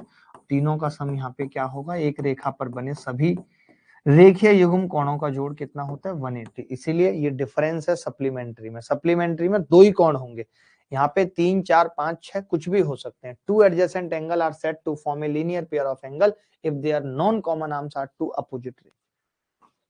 क्लियर है? क्लियर है बात को? सर मेरा एक दोस्त केजरीवाल जैसी हरकतें करता था, एक दिन उसे, ओह बहुत गंदा लिख रहे हैं, ये बोल भी नहीं सकते हम तो, पता नहीं लोग इतना गंदा कैसे लिख लेते हैं किसी के बारे में, भगवान ही मालिक है। चलिए, वर्टिकल अपोजिट एंगल क्या होते हैं कि जब दो रेखाएं एक दूसरे को इस तरीके से काटती हैं, कोई भी ट्रांसवर्सल रेखा है, तो ये जो एंगल अल्फा है और ये जो बीटा है, ये आपस में बराबर होता है, अल्फा बराबर बीटा, और इसको हम क्या कहते हैं, इस रेखा को हम क्या कहते हैं कि ये वर्टिकल अपोजिट एंगल्स हैं, यानी शीर्षाभिमुख कोण, हिंदी में इनको कहते हैं शीर्षाभिमुख कोण। हिंदी लिख लेंगे इसकी, शीर्षा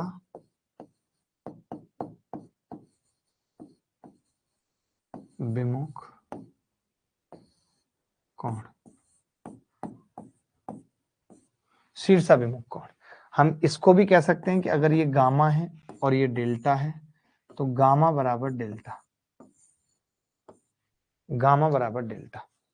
क्लियर है बात?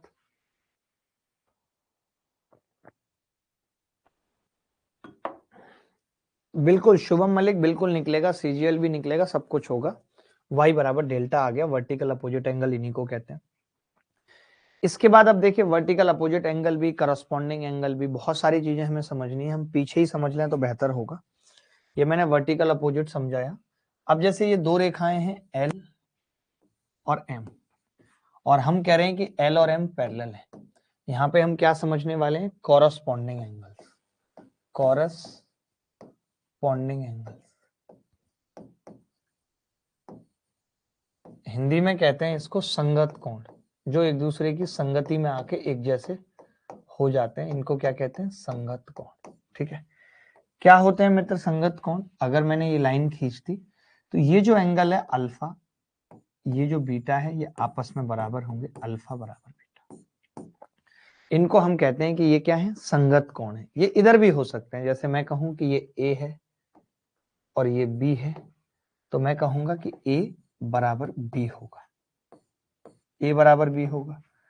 इसके अलावा अगर मैं कहूं ये C और ये D, तो मैं कहूंगा C बराबर D होगा। ये क्या कहलाते हैं, कॉरस्पॉन्डिंग एंगल कहलाते हैं, संगत कोण कहलाते हैं। तो पीछे जो मैं चित्र भी आपको दिखा रहा था, उसमें मैंने दोनों को दिखाया है कि ये दो लाइन है और ये इस तरीके से काट रहा है, तो 5 और 7 आपस में बराबर हैं, ये क्या है, 5 और 7 वर्टिकल अपोजिट एंगल है। 8 और 6 आपस में बराबर है, वर्टिकल अपोजिट है। 2 और 4 आपस में बराबर है, वर्टिकल अपोजिट है। 1 और 3 बराबर है, वर्टिकल अपोजिट है। लेकिन अगर 5 3 के बराबर है, आप देखो, 6 4 के बराबर है, 8 2 के बराबर है, 7 1 के बराबर है, तो इन्हें हम क्या कहते हैं, करस्पॉन्डिंग एंगल्स हैं। ये क्या है, संगत कोण है। ये क्या है, संगत कोण है। ठीक है, संगत कोण है। आगे बढ़ते हैं, आगे बढ़ते हैं संगत कोणों को। अब बात आती है, इसको अलग से भी लिख लेंगे, मैं भी चित्र भी बना देता हूं यहाँ पे, कि अल्टरनेट एंगल क्या होते हैं। अल्टरनेट एंगल हिंदी में कहते हैं, अल्टरनेट एंगल को हिंदी में कहते हैं एकांतर कोण। एकांतर कोण, ठीक है। एकांतर कोण कैसे होते हैं, जैसे मैंने ये दो पैरेलल लाइंस थी और मैंने एक तिर्यक रेखा इस तरीके से खींच दी, तो अगर आप कहें कि ये एंगल ए है और ये वाला बी है, तो आपको पता है कि ये एंगल ए बराबर एंगल बी होगा, ठीक है। ये ना अंदर अंदर के हैं, ये भी अंदर है, ये भी अंदर है, तो इसी को हम कह देते हैं कि ये इंटीरियर अल्टरनेट है। जरूरत नहीं है इसके नाम जानने की, बट मैंने फिर भी समझा दिया, कभी पेपर में यही बात पूछ ले कि इंटीरियर अल्टरनेट यानी अंतः एकांतर कोण है। बस ये लास्ट है, इसके बाद फिर हम सीधे सवालों पे आ जाएंगे। अंतः एकांतर कोण क्या है दोस्त, ये अंतः एकांतर कोण। अब इसी को अगर हम बाहर की तरफ से समझे, जैसे मैं कहूं कि ये एंगल किसके बराबर होगा, तो आप कहेंगे ये इसके भी बराबर है और फिर इसके बराबर होगा, यानी ये सी और ये डी। अब ये भी बाहर का है, खुला खुला है, डी भी खुला खुला है, तो इसको हम कहते हैं एक्सटीरियर अल्टरनेट। अगर सी बराबर है डी के, ए बराबर बी था तो इंटीरियर अल्टरनेट, सी बराबर है डी के, इसको हम कहते हैं एक्सटीरियर अल्टरनेट।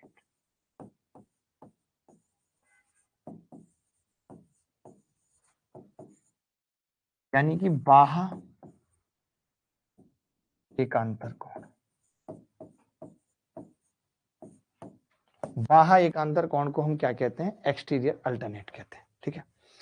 तो आपने अल्टरनेट एंगल समझा। जो पीछे चित्र दिया हुआ था ना, इस चित्र में कौन सा एक्सटीरियर है कौन सा इंटीरियर है, वो हमने इस पेज पे लिखा हुआ है कि अल्टरनेट इंटीरियर एंगल्स क्या है, अल्टरनेट एक्सटीरियर एंगल्स क्या है, और कंसेक्यूटिव एंगल्स और जो एडजेसेंट एंगल मैंने आपको बताए थे वो यहाँ भी लगेंगे। जैसे अगर आपसे कोई पूछे कि लाइन पैरेलल है तो 6 और 3 का सम कितना होगा, 180। 7 और 2 का सम कितना होगा, 180। तो आप देखिए 7 और 2 का सम 180, 3 और 6 का सम 180। इसको हमने क्या कहा था, एडजेसेंट एंगल भी कहा था। कंसेक्यूटिव या एडजेसेंट कुछ भी कह सकते हैं। यहां तक सबको क्लियर है तो मुझे बताओ, आगे बढ़ेंगे। यहां तक अगर किसी को क्लियर है तो मुझे बताओ, फिर आगे बढ़ेंगे।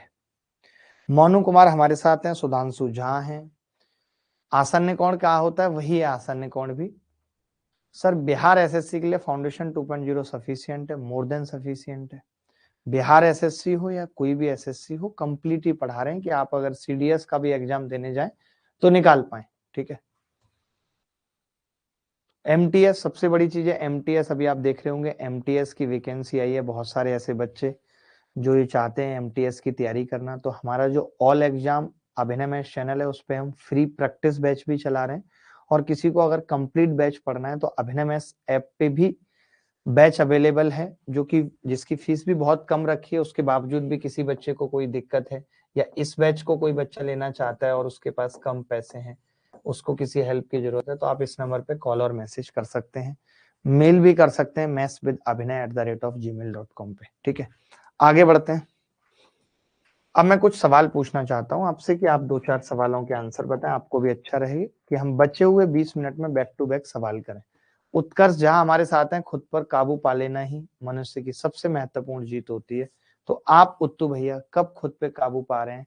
लॉयर ने जो आपके साथ गलत किया था उस पे आपने काबू पाया कि नहीं? एक कोण इसके संपूरक के 2/5वें हिस्से के बराबर है, फिर कोण है।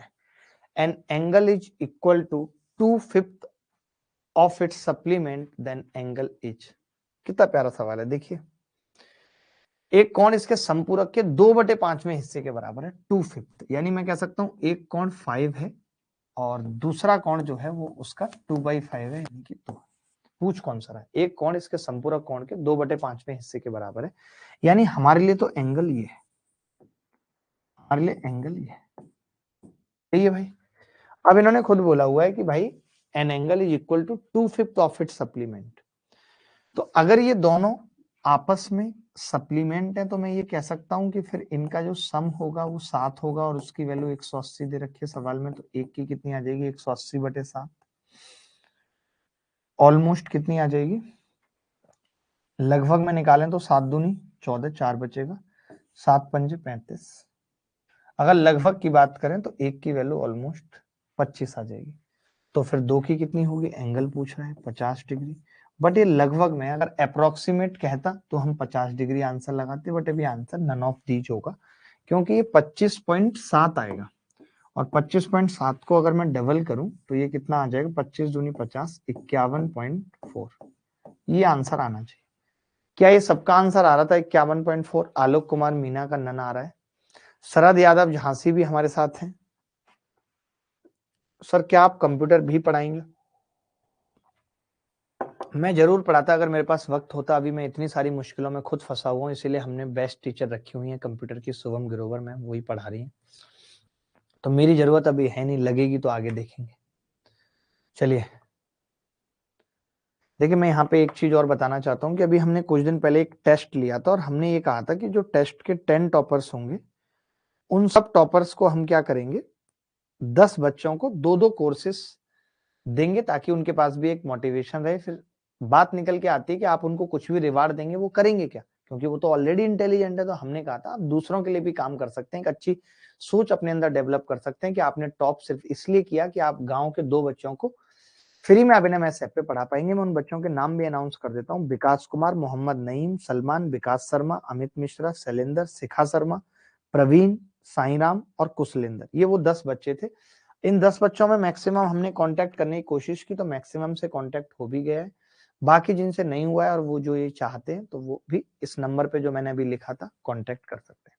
ठीक है, चलिए आगे बढ़ते हैं। अगली बार जब भी टेस्ट होगा तो फिर से यही रहेगा कि हम एक बच्चे को 2 के बजाय 3 कोर्स 4 कोर्स दे रहे हैं, ताकि वो और लोगों को भी गिव अवे कर पाए। क्योंकि हम यहाँ से बैठ के नहीं देख पा रहे कि उसके गांव में कौन ऐसा इंटेलिजेंट बच्चा है जिसको सच में जरूरत है। एक सवाल आपके सामने बहुत प्यारा, उस सवाल को दोबारा नहीं कर रहा हूं, बट वैसे कई सारे सवाल हैं, तो अब शायद आप इसका उत्तर निकाल पाए कि एक कोण का मान उसके कोटि पूरक कोण से 17 डिग्री कम है, कोण का मान ज्ञात कीजिए। ये पूछ रहा है, एक कोण का मान उसके कोटि पूरक कोण से 17 डिग्री कम है। तो मैं ये कह सकता हूं कि जो कोण है मेरा, जो पूछा जा रहा है, मैंने कह दिया कि मैं इसको अल्फा मान लेता हूं। इसको अल्फा मान लेता हूं, मान सकता हूं कि नहीं? अब ये अपने कोटि पूरक से 17 डिग्री कम है, इसका मतलब इसका कोटि पूरक अल्फा प्लस 17 डिग्री है। ये बात मानते हो कि नहीं? अगर ये अपने दूसरे कोण से 17 डिग्री कम है, इसका मतलब क्या है? इसका मतलब है कि मैं इसे अल्फा, तो उसे अल्फा प्लस 17 ले सकता हूं। अब ये दोनों कॉम्प्लीमेंट्री एंगल है, तो इनका सम कितना होगा? 90 डिग्री होगा। तो 2 अल्फा कितना आ गया? 73 डिग्री। अल्फा कितना आ गया? 2 तिया 6, 2 छिक्के 12, 2 पंजे 10, अल्फा आ गया 36.5। कई बार पता है बच्चा गलती क्या कर लेता है, बच्चा उसे अल्फा मान लेता है, फिर अल्फा माइनस 17 इसे मान लेता है, और फिर वो वैल्यू अल्फा की निकाल देता है। यहाँ भी बहुत बच्चों का उत्तर इसीलिए गलत आ रहा है, क्योंकि उन्होंने उसे अल्फा माना और दूसरे वाले को अल्फा माइनस 17 माना, फिर उन्होंने जोड़ दिया इसको और बराबर 90 कर दिया, तो फिर अल्फा कितना आ गया उनका? 53.5 आ गया। लेकिन आप ये नहीं समझ पाते कि सवाल में अल्फा माइनस 17 पूछा है। सवाल में अल्फा माइनस 17 पूछा है, जब आप 17 इसमें से घटाएंगे तो वापस ये कितना आ जाएगा? 36.5। तो ये गलती ना हो इसके लिए उस कोण को ही मानो जो हमें निकालना है। ये गलती ना हो इसलिए उस कोण को ही अल्फा या एक्स मानो जो हमें निकालना है। किसी को डाउट है तो बताओ। Anybody else? कोई भी ऐसी बॉडी, डेड बॉडी जिसको डाउट है? कुणाल कुमार हमारे साथ हैं, कैरियर मेकर हमारे साथ हैं। बताओ, कैरियर मेकर, जिस आदमी ने सबका कैरियर बनाया है, कमाल हो गया भाई, कैरियर मेकर, गजब का नाम है। अरे बिल्लो रानी भी हमारे साथ हैं, बहुत बहुत स्वागत है बिल्लो आपका। ये सवाल करेंगी फटाफट। बिल्लो कहो तो अभी मैं तुम्हें जान दे दूं, ओ बिल्लो रानी कहो तो अभी जान दे दूं, ओ बिल्लो रानी कहो तो। देखिए, रिपीट करने से अच्छा है कि हम उसी टाइप का और सवाल कर लें। गुड्डू हमारे साथ जुड़े हुए हैं। गुड्डू कह रहे हैं कि जो भी हो कैट लेवल तक पढ़ाना। वाह गुड्डू वाह, गुड्डू को बहुत आगे जाना है। नितिन मुक्ति भी हमारे साथ जुड़े हुए हैं। बताइए, इनको इतनी कम उम्र में मुक्ति मिल गई। लोग तलाशते रहते हैं, पूरी उम्र निकल जाती है, मुक्ति नहीं मिल पाती, इतनी कम उम्र में मिल गई। देखिए, किसी कोण का संपूरक कोण, किसी कोण का संपूरक कोण उस कोण के 5 गुने से 12 डिग्री कम है, उस कोण के 5 गुने से 12 डिग्री कम है, मूल कोण का कोटि पूरक कोण ज्ञात कीजिए। मान लेते हैं किसी कोण का संपूरक कोण कोण के 5 गुने से 12 डिग्री कम है। The measure of the supplementary of an angle is 12 degree less than 5 times of original angle. तो देखिए मैंने ही मान लिया कि ये अल्फा है, ओरिजिनल एंगल अल्फा है, और इसका जो सप्लीमेंट्री है वो 5 गुने से 12 कम है। इसका 5 गुना 5 अल्फा माइनस 12, ये कह सकता हूं मैं 5 अल्फा माइनस 12 अल्फा। ये बात क्लियर है कि नहीं? 5 अल्फा माइनस 12 और अल्फा। Is it correct? आपसे पूछ क्या रहा है सवाल में कि इस कोण का कोटि पूरक पूछ रहा है, यानी 90 माइनस अल्फा पूछ रहा है। ये आप चाहो तो लिख लो कहीं पे भी कि कोई आपसे पूछे कॉम्प्लीमेंट्री, कोई आपसे पूछे कि कॉम्प्लीमेंट्री ऑफ अल्फा क्या होगा, तो जवाब होगा 90 माइनस अल्फा। अगर कोई आपसे पूछे कि सप्लीमेंट्री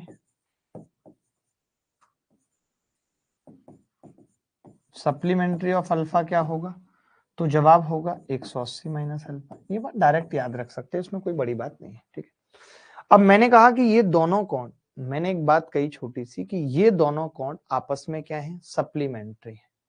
ये सप्लीमेंट्री है तो इनका सम कितना होगा, 180 डिग्री। तो 6 अल्फा बराबर 180 प्लस 12 डिग्री। तो अल्फा कितना आएगा, 6 तिया 18 30 डिग्री प्लस 6 दूनी 12 बराबर 32 डिग्री। अल्फा कितना होगा, 32 डिग्री। यही सवाल का उत्तर है, लेकिन ये तो उत्तर नहीं है क्योंकि अल्फा तो पूछा नहीं है, 90 माइनस अल्फा पूछा है। तो यहां रख देते हैं 90 माइनस अल्फा 32, कितना आ जाएगा जी, 40 घटा देते हैं 58 डिग्री। यही उत्तर है। क्या आ रहा था किसी बच्चे का 58 डिग्री? श्वेता सोनी का आ रहा है, सौर्य मैथ का आ रहा है, कई लड़के ऐसे हैं, दिलराज का है, अनूप कुमार का है, शिवम दुबे का है। अच्छा, एक लड़का शिवम है जो मैंने देखा कई बार से ही कमेंट कर रहा है, सर मजा नहीं आ रहा है। देखिए पहली बात तो पढ़ाई मजे के लिए नहीं है। जो कुछ भी चीजें जीवन में किसी को भी अच्छी मिली हैं, किसी ने भी सुख भोगे हैं, तो पहले वो मजे से नहीं गुजरा, मजे से नहीं गुजरा, पहले उसको क्या हुआ है, जीवन में परेशानियां मिली। मजे में तो तुम्हें पता है क्या होता है, मजे में तो जिम्मेदारियां बढ़ जाती हैं। तुम अकेले थे, मजे लेने के चक्कर में 2 अकेले हो जाओगे, जिम्मेदारियां बढ़ेंगी, और मजे लोगे 3 हो जाएंगे 2 से। क्यों भाई, सही कह रहा हूं मैं, 4 हो जाएंगे, तो जिम्मेदारियां बढ़ेंगी मजे में। तो अगर जीवन को आसान बनाना है तो हर जगह मजा मत ढूंढो, तपस्या करनी पड़ती है, ठीक है। चलिए, उन बच्चों की भी हेल्प कर लो जो बच्चे लिख रहे हैं कि हमें मॉक टेस्ट में हेल्प चाहिए, जो मेंस वाले मॉक टेस्ट हैं वीडियो वाले, इनसे बोलो कि आप नंबर जो आपको दिया है उसी पे मैसेज कर दो, आपकी हर एक चीज में हेल्प होगी, ठीक है। चलिए आगे बढ़ते हैं। एक सवाल है बड़ा प्यारा सा भाई, कॉम्प्लीमेंट्री पे। ये कह रहा है कि कोण x और y संपूरक कोण है, y x के कोटि पूरक से 46 से 2/3 डिग्री अधिक है, तो x का मान ज्ञात कीजिए। फटाफट से उत्तर बताना, फटाफट से उत्तर बताना है, 1% भी रुकना नहीं है, ठीक है। x और y संपूरक कोण है भाई, अगर x और y संपूरक कोण है इसका मतलब क्या है, x प्लस वाई 180 डिग्री है। y x के कोटि पूरक से, y x के कोटि पूरक क्या होगा, 90 माइनस एक्स से प्लस 46 2/3 अधिक है, ये दिया हुआ है। तो सवाल ही गलत लग रहा है मेरे को, तो मुझे ये सवाल ही गलत लग रहा है।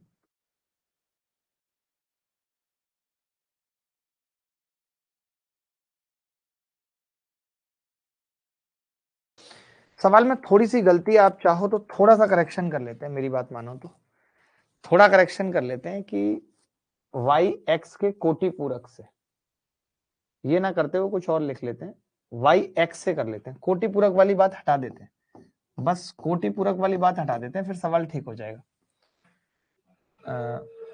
ये कॉम्प्लीमेंट की बात हटा देते हैं, ठीक है। तो इसका मतलब अब सवाल कितना रह जाएगा, सवाल इतना रह जाएगा कि y x से इतना अधिक है, करेक्ट तो करना पड़ेगा, x प्लस 46 2/3। थोड़ी सी मिस्टेक थी सवाल में, हमने ठीक कर दी। अब सवाल में पूछ रहा है x का मान बता दो भाई, तो हमने कहा y का मान कितना है, तो आपने कहा 180 माइनस x है, तो रख देते हैं यहाँ पे। तो 180 में से क्या होगा, 180 माइनस 46, 2/3 डिग्री, और बराबर क्या आ जाएगा, 2x, बराबर 2x आ जाएगा। ठीक है, 2 से अगर मैं भाग करूंगा तो 180 को 90, 46 को भाग करूंगा तो 23, और 2/3 को करूंगा तो 1/3 बराबर x, 2 से भाग कर दिया। अब 24 घटा दूं अगर इसमें से, 24 अगर इसमें से घटाऊं तो 66 बचेगा, और 1/3 घटाऊंगा तो 2/3। x कितना आ गया, 66 2/3, ये उत्तर होगा, ई ऑप्शन कर लो, 66 2/3।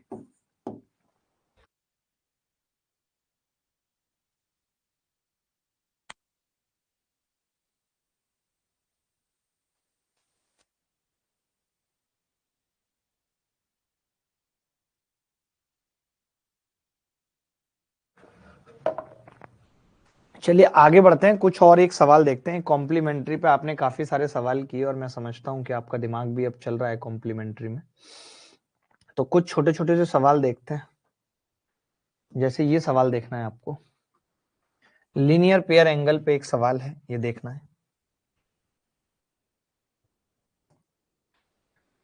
सवाल कह रहा है कि दिए गए चित्र में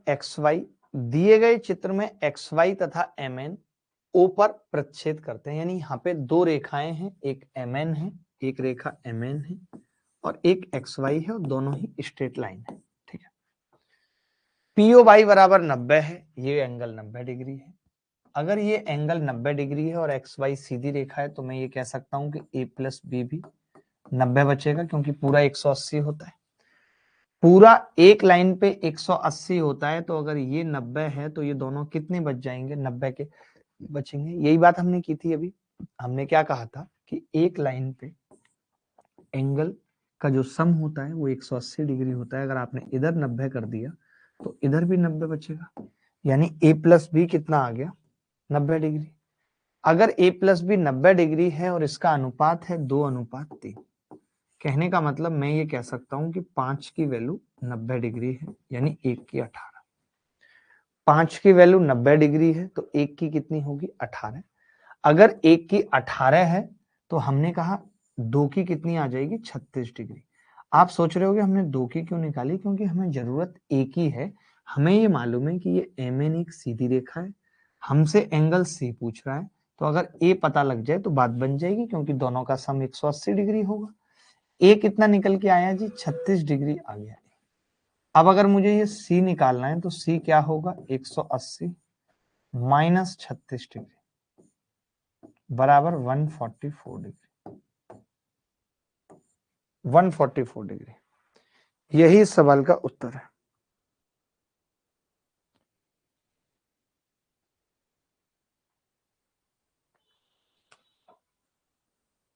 ठीक है,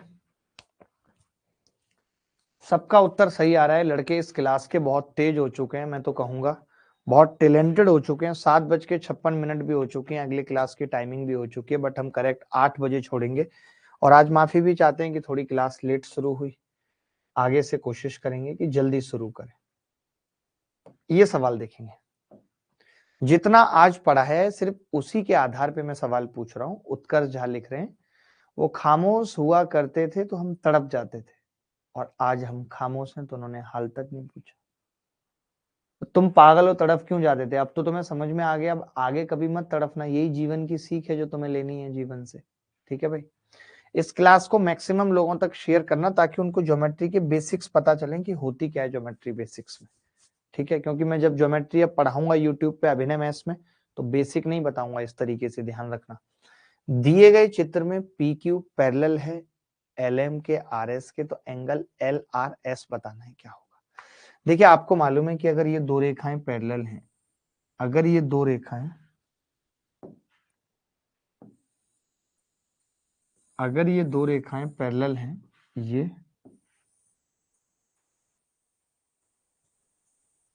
ठीक है, अगर ये दो रेखाएं पैरेलल हैं तो क्या हम ये कह सकते हैं कि x प्लस 155 डिग्री बराबर 180 कह सकते हैं, क्योंकि हमें मालूम है दो रेखाएं पैरेलल हैं और ऐसे रेखा काटेगी तो क्या होगा, 180 डिग्री होगा। तो x कितना आ गया, यहाँ से 25 डिग्री आ गया। x 25 डिग्री आ गया। अगर x 25 डिग्री है तो मैंने ये देखा, रेड कलम से देखना, मैं ये कह रहा हूं कि ये लाइन और ये लाइन आपस में पैरेलल है और ये तिर्यक रेखा अगर काट रही है इसको, तो आप ये कह सकते हो ये पूरा एंगल इस पूरे एंगल के बराबर होगा, क्योंकि ये अल्टरनेट एंगल है। अल्टरनेट का मतलब कि ये x प्लस 30 डिग्री होगा। यही पूछ रहा है हमसे। LRS पूछ रहा था, क्या पूछ रहा था? LRS का मान पूछ रहा था, तो बड़ा आसान था। LRS तो कितना आ गया? 25 डिग्री आ गया। मान लेते हैं कि अब PQR भी पूछ रहा होता, तो PQR क्या होता? x प्लस 30, x 25 आ चुका है, तो ये आंसर कितना आ जाता? 55 डिग्री। अगर इस सवाल में PQR पूछता तो जवाब क्या होता? 55 डिग्री। किसी को डाउट है? किसी को भी डाउट है इस सवाल के अंदर? देखिए, आज की जो क्लास है वो 1 घंटा 15 मिनट की हो पाई है। वैसे ये 1.5 घंटे की क्लास रहेगी, 6:30 से 8 इसकी टाइमिंग रहेगी। आप अभी देख रहे हैं कि मैं एक एक दिन में 6-6, 7-7 क्लासों से गुजर रहा हूँ। सुबह 8 से 10, दिन में 12 से 2 मेंस का बैच, फिर 4 से 6 एक प्री का बैच, 2 जगह मैं पढ़ा रहा हूँ। और उसके बाद फिर रात को अब मैं यूट्यूब लेने के बारे में भी सोचता हूँ। रात को 8 से 10 भी मेरी क्लास होती है, अल्टरनेट 6:30 से 8 हो गई। आज जैसे रात में मैंने 10 से 12 प्रोबेबिलिटी की क्लास रखी है कि मैं कम से कम एक-एक करके तो बच्चों को टॉपिक खत्म करूं। तो मैं खुद ही एक बहुत ही मुश्किल, जिसको कहते हैं ना कि एक बहुत हार्ड टाइम से गुजर रहा हूं लाइफ में। तो चाहता हूं, उम्मीद रखता हूं कि आपसे सपोर्ट मिले, जैसे मैंने आपको हमेशा सपोर्ट किया है, हमेशा प्यार दिया है, मोटिवेट किया है, समझाया है प्यार से, अपने दुखों को भी अंदर छुपा के और पी के और आपके सामने मुस्कुराया है। तो आपकी तरफ से भी ऐसा सपोर्ट रहे। तो मिलते रहेंगे इसी उत्साह उमंग के साथ। ख्याल रखिएगा, खुश रहिएगा, फिर मिलेंगे। तब तक के लिए बाय बाय, टेक केयर, धन्यवाद, thank you very much, bye, take care, ख्याल रखें, खुश रहें, बाय।